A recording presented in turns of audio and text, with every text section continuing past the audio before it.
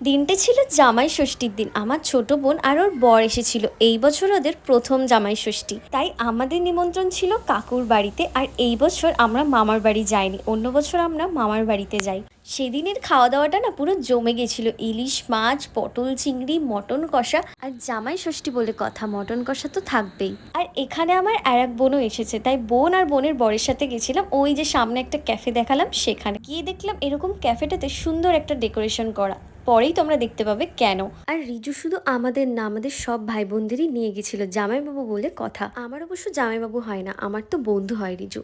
গিয়ে আমরা ফার্স্টে মেনু কার্ড দেখছিলাম যে কি কি খাওয়া যায়। অবশেষে আমরা ফ্রেঞ্চ ফ্রাই আর মকটেল অর্ডার করেছিলাম। আর এদিকে ননির কাণ্ডটা তোমরা নিজেরাই দেখে নাও। আর ডেকোরেশনটা করার কারণ হচ্ছে এখানে নতুন বর বউ বিয়ে করে এসেছিল, আর এখানেই ওরা আর কি একটা অনুষ্ঠান মতন করেছিল। তারপর খাওয়া দাওয়া করে যেভাবেই হোক একটা বাইকে 4 জনা মিলে বাড়ি ফিরেছিলাম।